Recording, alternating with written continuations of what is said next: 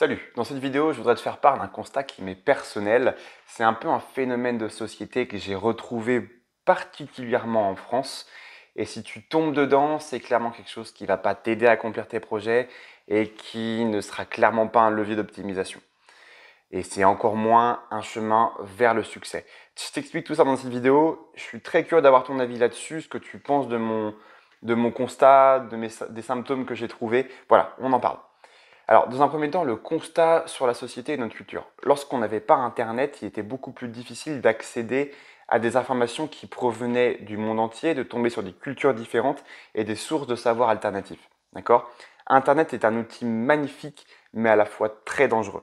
J'ai encore cette explication de Warren Buffett qui explique qu'il disait que lorsque Internet est arrivé, il voyait son business menacé. Il disait qu'en gros, il avait peur que les gens aient accès à autant de savoir que lui et que les gens viennent majoritairement à s'instruire. Il disait bien une chose, plus les gens sont bêtes, plus je fais du pognon. Mais aujourd'hui, c'est pas du tout ce qui s'est passé. Et en fin de compte, on se rend compte que ce qui se passe, c'est que les gens préfèrent aller vers des vidéos de chats plutôt qu'aller vers la connaissance et le savoir. Maintenant, on trouve énormément de sources de divertissement sur Internet puisque c'est la demande globale. Les gens préfèrent se divertir plutôt qu'apprendre. Tu vas sur Facebook, Instagram, YouTube, ce que tu veux, tu vas voir plein de vidéos qui sont destinées à te divertir. Tu regardes notamment les shorts, les réels sur Instagram. On peut passer du temps énorme à scroller, à regarder plein de vidéos. C'est un enfer. Clairement, c'est un enfer. Maintenant, mon analyse. Comment est-ce que ça se présente? Alors, je fais vraiment un gros pont. Je t'explique pas en détail comment est-ce que je suis arrivé là-dessus. Je t'explique des symptômes. Et un petit peu après, je t'expliquerai pourquoi est-ce que je pense ça et qu'est-ce qui a mené à ça. Dans un premier temps, je trouve qu'on manque de la valeur travail. On n'a plus du tout envie d'aller bosser, c'est plus du tout ce qu'on voit. Une dépendance accrue, que ce soit au gouvernement, aux différentes entreprises, aux amis, aux familles. On dépend toujours des autres pour pouvoir faire des choses et ça, c'est pas une bonne façon d'avancer à mon sens. Une simplification de la langue française. On emprunte beaucoup de mots à d'autres langues. On a beaucoup cette arabisation et ces anglicismes qu'on utilise en France. C'est dommage, on a une belle langue. Pourquoi la modifier? Après, on a une analphabétisation. Exemple tout bête, je voyais en ligne un article qui disait que les jeunes de banlieue ont environ 400 mots pour s'exprimer. C'est rien du tout. Je trouve qu'on a des comportements plus agressifs, on agit plus émotionnellement. Et enfin, je trouve qu'on manque de repères. On a du mal à s'associer à une personne qu'on peut idoler en fait, et se dire tiens, ce mec-là, c'est quand même une personne saine. J'adore son parcours, j'adore ce qu'il fait. C'est vers lui que je vais me tourner.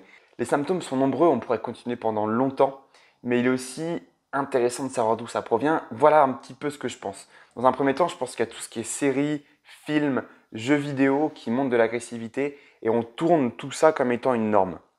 Pareil avec la télé, par exemple aussi, les télé-réalités, on est en train de normaliser ces comportements-là. Un autre point, c'est le rap. Alors oui, ça paraît bizarre, mais laisse-moi finir sur cette partie-là, je t'explique.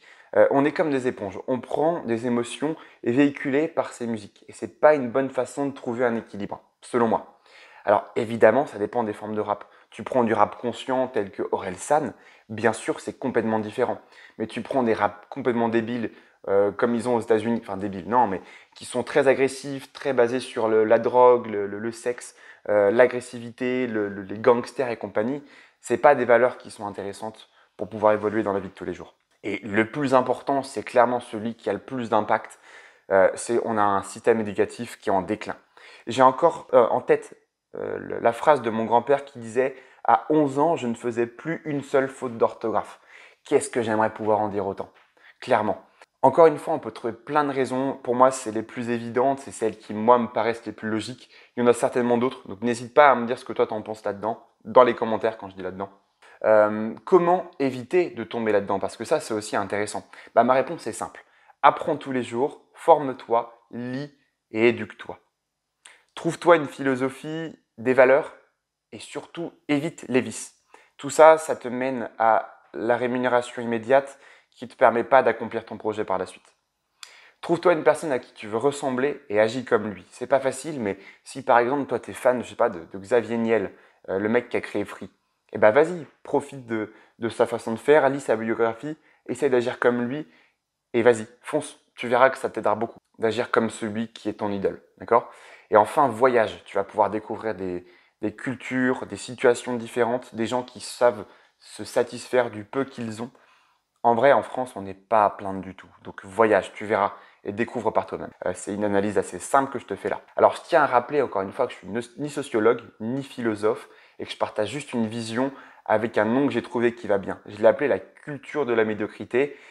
On perd en fait pour moi cette valeur qui est la méritocratie, du fait qu'une personne, par exemple dans les études, va devenir hyper bon, on va voir qu'il est très très doué. Bah, c'est ces gens-là qu'il faut mettre vraiment en avant, et pas les gens qui sont flemmards, à qui on donne peut-être parfois de l'argent pour qu'ils puissent continuer d'être encore plus flemmards à la fac. C'est pas forcément une chose que je soutiens beaucoup. Je trouve qu'on tend à féliciter celui qui est le plus absurde, le plus bête, ou bien celui qui fait le plus d'idiotie. C'est quelque chose que j'ai retrouvé un petit peu en faisant des soirées en fait à la fac. Hein. C'est quelque chose qui m'a un peu perturbé au bout d'un moment, quelque chose dont j'ai voulu sortir pour arriver à quelque chose d'un peu plus simple, plus basé sur la connaissance, l'action, le fait d'entreprendre des projets. Voilà, ça c'est quelque chose qui me plaisait plus personnellement. Donc, ne tombe pas dans ce que j'appelle cette fameuse culture de la médiocrité, essaye de t'en défaire, je te donne des conseils pour ça. Voilà, donc n'hésite pas à me dire ce que tu en as pensé en description, si je me trompe, si je ne me trompe pas, quelle est ta vision, si tu veux la compléter, c'est avec plaisir. Voilà, allez, à bientôt, ciao.